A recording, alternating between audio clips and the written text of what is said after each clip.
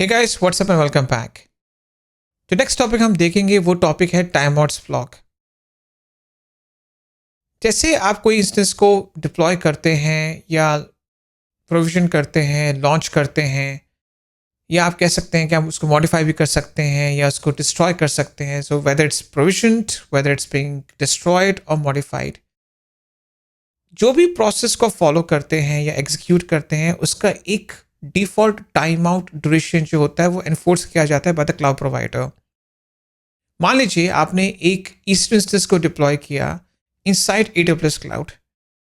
अब उस इंस्टेंस को कंप्लीटली लॉन्च होने में 5 मिनट्स से ज़्यादा वक्त नहीं लगना चाहिए। अगर 5 मिनट से ज़्यादा लगता है, so it is being assumed that there's a failure at behind the scenes, there's an issue with the AMI, or it could be anything.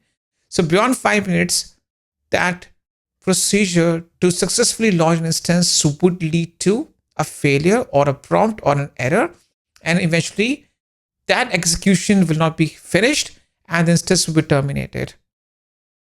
वैसे ही किसी भी रिसोर्स को डिस्ट्रॉय करने के लिए या मॉडिफाई करने के लिए भी डिफॉल्ट टाइम आउट ड्यूरेशंस को भी इन्फोर्स किया जाता है behind the scenes.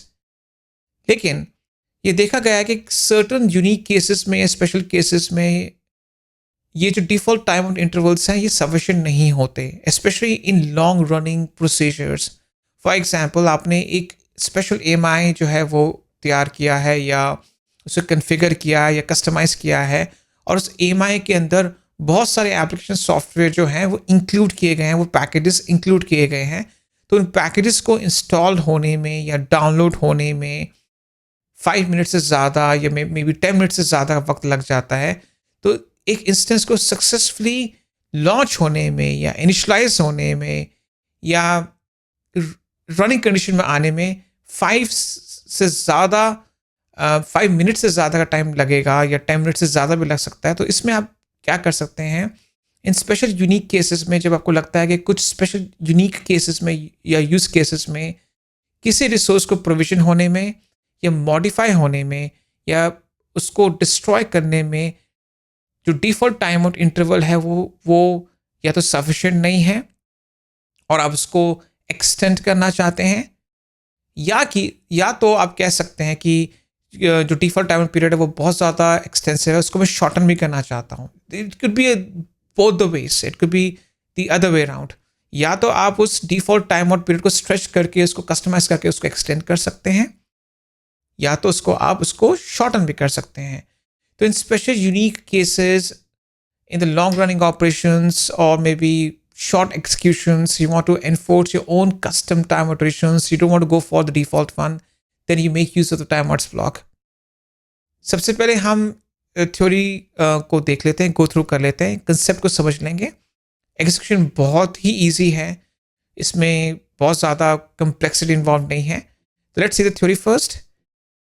Terraform resources can optionally support a timeouts block within their configuration, which allows the users to specify custom timeout iterations for various operations out there.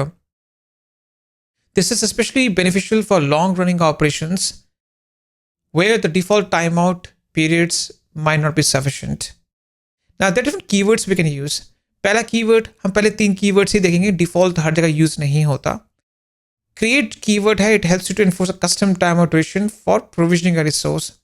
जैसे मैंने आपको example दिया, for example जो default time out duration है for the instance to complete launch itself is 5 minutes, लेकिन आप उसको change करके 30 मिनट्स करना चाहते हो, तो उसमें आप क्रिएट कीवर्ड को यूज़ करके उसमें जो वैल्यू है, for example in this case this is the time outs block, create is equal to 30 minutes. So 30 followed by M keyword. This allows the 30 minutes for the instance creation. Similarly, delete. This is to enforce the custom time duration to destroy a resource.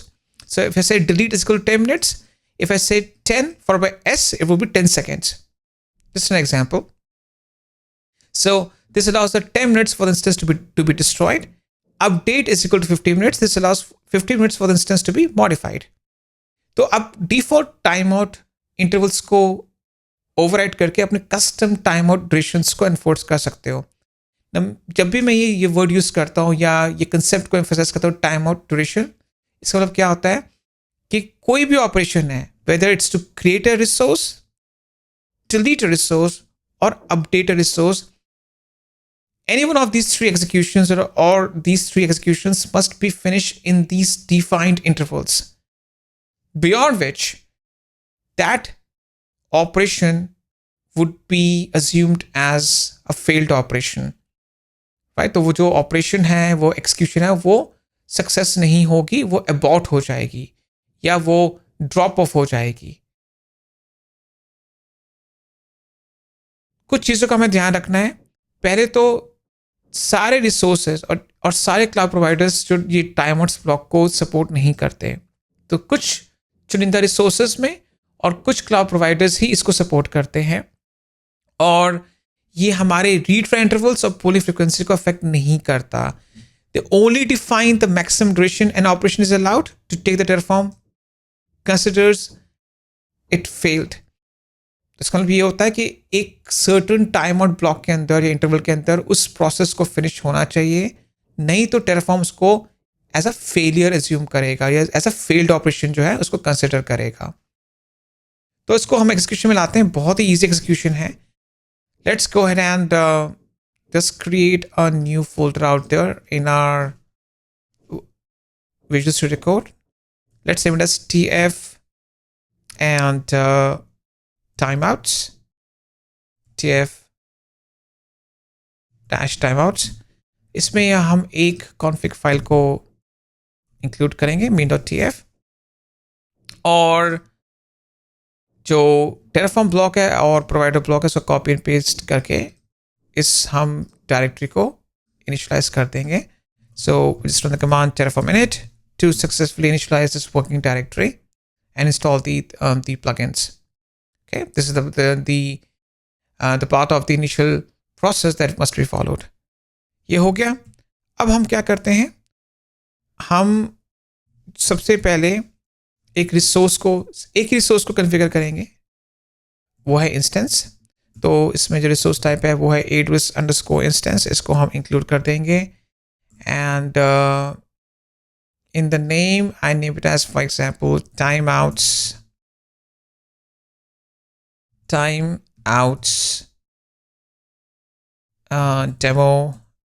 demo_instance. और जैसे कि इसमें हमें जो default attributes चाहिए, जो necessary attributes चाहिए, वो है AMI. मैं किसी और कॉन्फ़िग फाइल से कॉपी पेस्ट जो है कर लूँगा. तो यहाँ से मैंने AMI पिक कर लिया.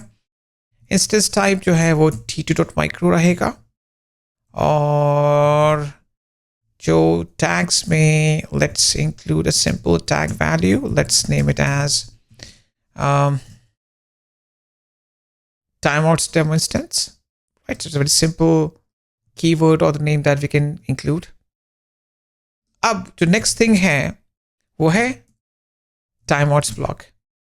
इसमें मैं create keyword को use करूँगा. This is to enforce a custom timeout duration to provision this instance. Let's make it as 30 minutes. So let's make it as 30 followed by M. Then, for example, I would say update. So this is to enforce the custom time duration to modify the resource. I make it as 300 S followed by, I would say S stand for seconds, 300 seconds. Then to delete, I make it as, for example, 10 minutes. So 10 followed by M. So as you can see that there are three different custom time durations I've enforced included.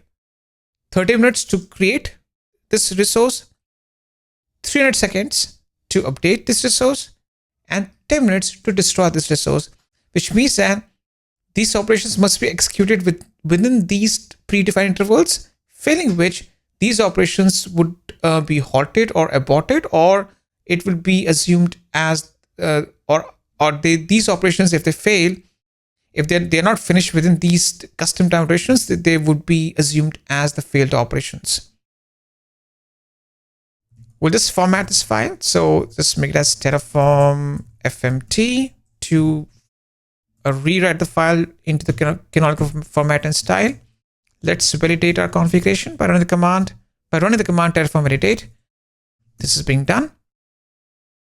And let's finally just run the command Terraform apply auto approve to provision everything, and you will see that this will be a successful execution. Now, of course, I've included 30 minutes, which means that within the 30 minutes, the instance must be deployed successfully.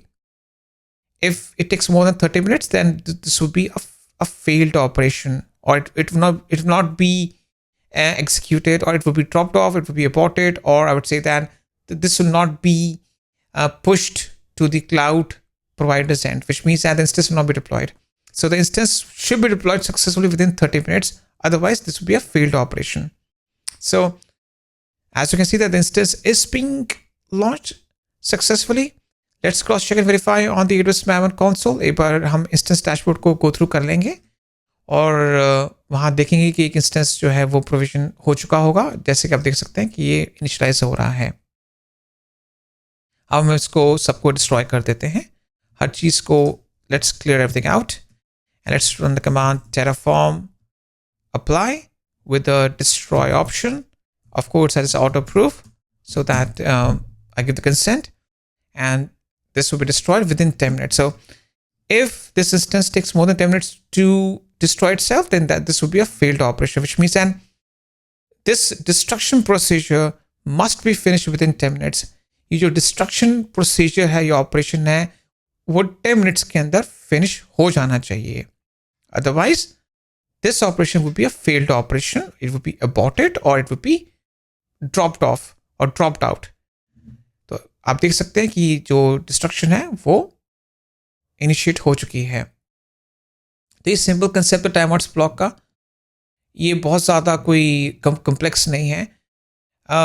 जो main चीज़ आपको ये चीज़ ध्यान रखनी है कि कुछ special use cases के अंदर जब डिफ़ॉल्ट टाइम आउट पीरियड्स जो हैं वो या तो बहुत ज़्यादा लेंदी हैं या बहुत ज़्यादा शॉर्ट हैं, तो आप उनको इन्फ्लुएंस कर सकते हैं यूजिंग टाइम आउट्स ब्लॉक। तो आप ये इन्फोर्स कर सकते हो कि आपके जो कुछ रिसोर्सेज हैं, चाहे वो प्रोविजन हो, चाहे वो डिस्ट्रॉय हो, चाहे वो मॉडिफिकेशन प्रोसेस के थ्रू जाए, कुछ केसेस के अंदर जो टाइम आउट ड्यूरेशंस हैं वो आप मॉडिफाई कर सकते हो, so that you can override the default time out intervals.